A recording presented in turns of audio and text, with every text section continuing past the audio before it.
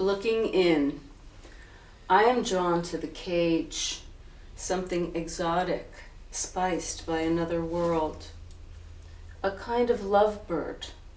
When one turns away, the petals of the palest cream rose bloom on its neck. How can a yellow so electric be pastel? This is the underlength of a tale. Why this desire to devour them, mouthful of feathers, free them into the vast oblivion that I am? What's there in their wrinkle-lidded swivel vision? Some inarticulate promise of sky and body, broken and broken by a grid of catastrophe?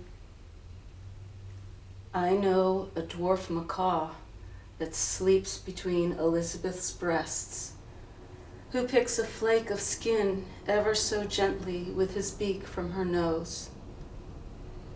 Is this how I love? And I have taken a wrong turn and wondered, am I lost or in a blessing?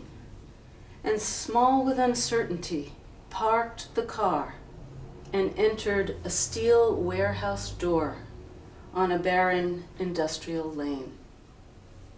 The sign on the place, this is how we're loved, advertised the one obscure thing I'd been looking for.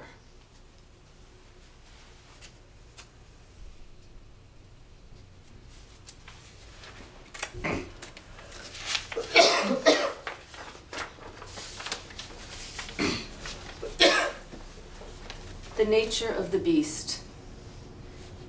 All week I had wanted the beach deserted, to see no human form as I walked, to make a pretense of frontier, so there would be no obstacle to the miracle if I should vanish into daisies or out across the sea. No one to hold my body in the thick of human vision, a body that wanted to thin its tissue and mesh with the gauze of other matters. But it was eerie to be out there alone, this alien morning, before sunup, after last night's storm, the sand all wrestled into swirls and every tire rut and footmark filled in. I slid down dunes, the moon rolling its head across my back, turned to face its visage. Where was the mouth that sang vowels 2 nights ago? Eroded bluffs, moonshine glistening everywhere. Is everything the ghost of something else? The whole was folding into itself, turning forward and away. Titanium sea, orange blue, molten. Did someone whisper, "Hey," in my hood? Pipers come, rim of sun appear.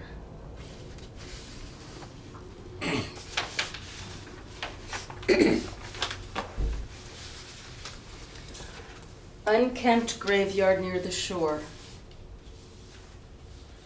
Trespassing on ground of former love. Tussocks whisper here of nests and the vanquished. Swans hiss and fish nearby, undoing the slipknots of their throats. Cool, eroded, greening headstones. Wetlands with no relief from tides.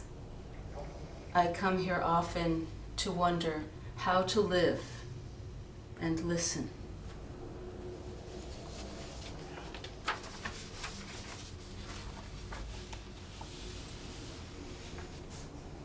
Clean. The sea is astringent and dries in salt lace. On the rocks peaked up like beaten cream, the morning tide whisks the tide pools clean, and snails amp up their suction on rock. Dazzling gown, wave, my heart is your wild tangerine rose, freed from the tight green fist of its bud.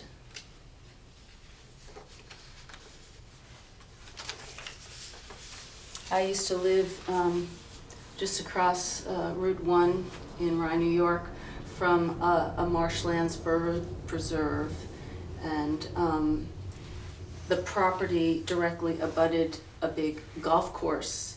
And for a while I wanted to get up before the sunrise because it's just a very, very magical time for the seabirds. They, everything starts happening and they're so excited. And so I would go there at that time and watch the whole process, but I was going to be late this morning and I wanted to just run down the golf course and cut in, and I was completely stopped by seeing a blue heron in the golf course pond.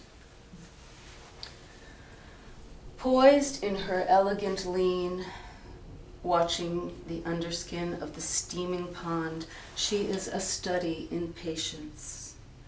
I stand enchanted by her long stillness, my body planted there, fast inside, wondering how badly the water's tainted, considering the perfect lawn all around and what it takes to discipline this wild ground.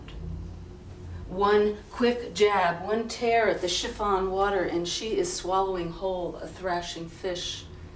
Then she moves giraffe-like and quiet, a tender frog gliding towards the other shore where the insects mumble, is scissored quick now in her classical beak.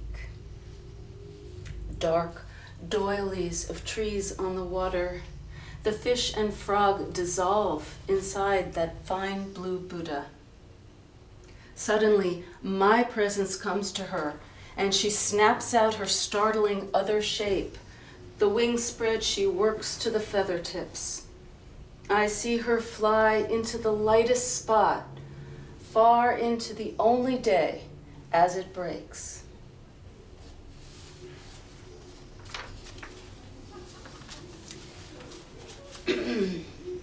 A housewife waters her houseplants. Grabby little roots, succulent and thirsty, seethe in the tense soil she's just watered. Cells of petals, sectioned like tripe, draw trace elements through the pith as a flute lures the cobra. Where the wind blows them together, the leaves slubbing from the sun, the drug that it gives them, kiss and kiss. And the sticky green blood sorts its cache. Some of it stone crushed beyond her ability to see. She wonders, are there impulses in stone that quicken at the root's approach, that hear some call of the green imagining to climb to the endless hidden leaves inside?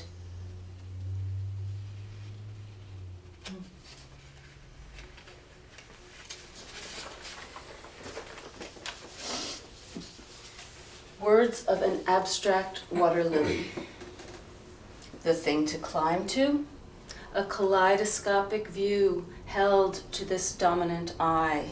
A future that draws the mudlight we're all sunken up to the motives of sunlight and wind. For every stem with the will, there's a last dull lengthening, then a coming to, passing up through the lips of lake water, where from the broken clutches of our own buds, delicate interiors flare. Words of a dying stingray. Where did you go, my self-lived waves? I'm beached, a laboring lung that was, just before, electric in a made-for-me domain. Now raw air through shocked valves, my stinger tail whips at grit. Washes of soft surf tease, then nothing. Go ahead, come near, pierce, tear at my numbness. It feels good in a strange, exquisite way. Everything fading, including me.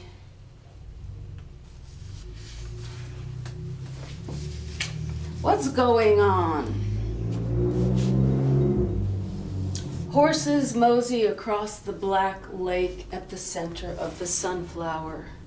I turn away when the pink sun sharpens its claws on the mountain. Light blinks at the tips of leaves that suffer their sights underground. Straw is beaming drum beats back into stars.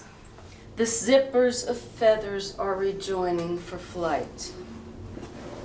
Alone in a beer bubble, a sweating violinist links and undoes a chain of numbers.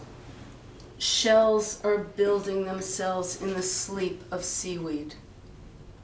It costs too much, so we don't pay attention.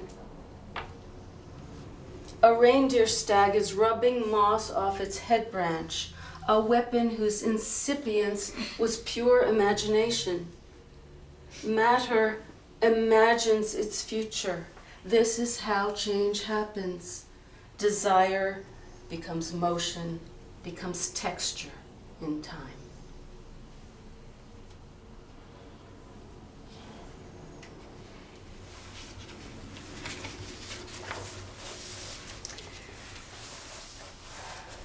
Well, I've lived a pretty unconventional life, and I've gathered no moss. I've lived a lot of different places, done a lot of traveling.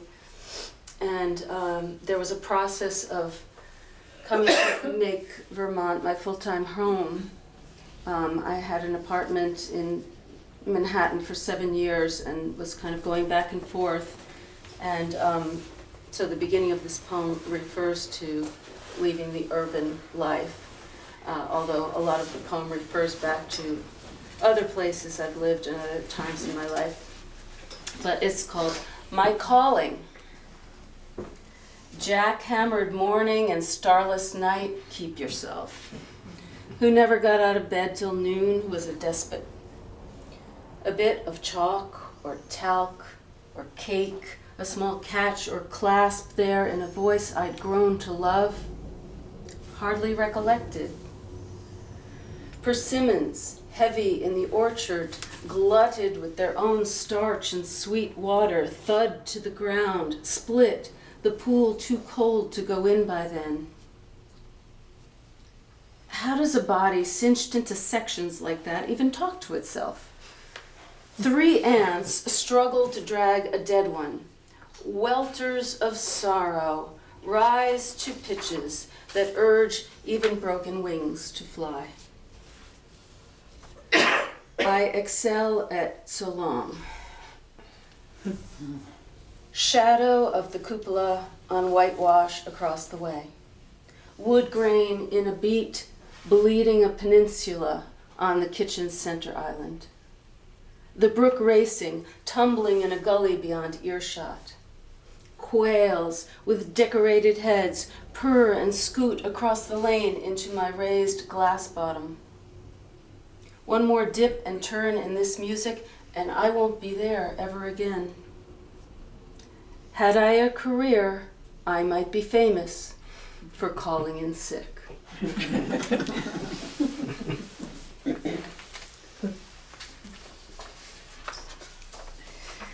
And during the years in New York, I did some volunteering at Bellevue Hospital, and around the same time, my aunt was dying in a public nursing home. So I kind of crunched the experiences together into this fictional poem, this fictional expression. In the public nursing home, I listen, lean closer, sudden rank odor of yellow or missing teeth, dry lips a-quiver in attempts to retaste her past, drawing hard on frayed neurons, scrambled sequences, fugitive faces, her eyes cast down to the right, mistrained, spade in soil, squinting there, watery for fled memory, drowned vocabulary, moist who, what, where, inscrutable steam. Gelatin thickened orange juice in a plastic cup on the laminate swing table next to her.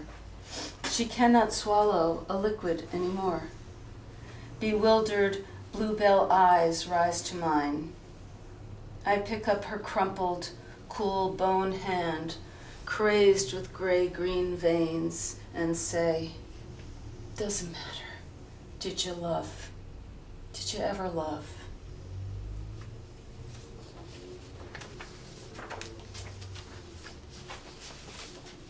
Like most of us, I'm really concerned about the loss of species and the threat to life on the planet, including ours. And this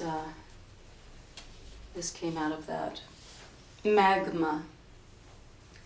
An iguana tanks into mosaic shade on an island hill. Wind swizzles through grasses, and peepers cheep up in trees come dusk. I imagine our ever-shared circle of fusion elevate, sizzling from that turquoise horizon, exciting all the finches with lyrics of light.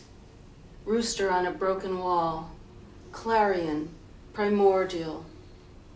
Sea mists are in-breaths of pelican and palm. Sand is broken shark teeth, coral, bone, shell, stone. Digested plants morph to muscle, cartilage, collagen. Fire makes lye and lathers. We eat and breathe the dead. Even if nothing now living survives, sudden blue voltage and lava within them have it to begin again.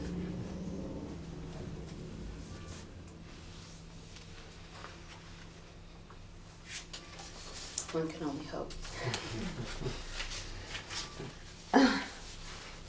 Okay, the title of this is sine qua non, and that's a fairly commonly used Latin phrase that directly translates to without which not. So we say sine qua non to mean, if you don't have this, you're not going to get that. And for me, this relates to their perception of beauty in everyday life. I stop to eavesdrop on arpeggios of a spotted egg in the grass.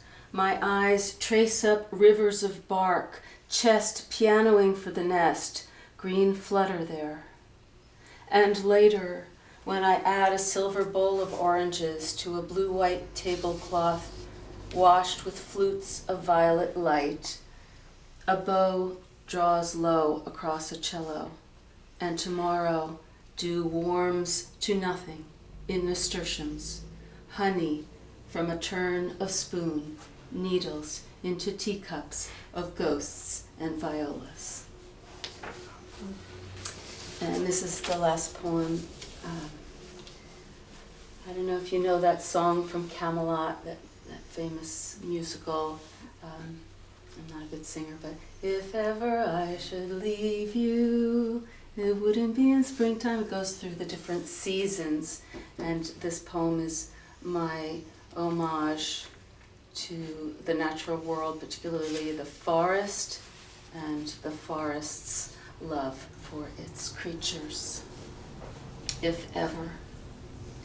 Sop, loam, humus drawn upon by trout lilies, ramps, spring beauties, and towering forms that share themselves with moss, beetle, fungi, lichen. Roots wriggle in concert with bird dreams of woven strings and vines tucked in cruxes. Glittering, star-lustered insects munch on plentiful leaves, take wing, get eaten. Tree massacred by woodpecker teen, none worrying. Seed pods split, a rousing wind wakes, silks shining. Forest sees all at once, with owl eyes, fox, deer, porcupine, mine. Are they mine or just the earth's? White bark, shaggy bark, vertical bark, gnarly bark. russet floor. Then air from north. Snow crumples on rill stones, ice wafers trickle unders. New sentience soon unfurls. Tender orange newts bust out everywhere. Forest singing, never would I leave you.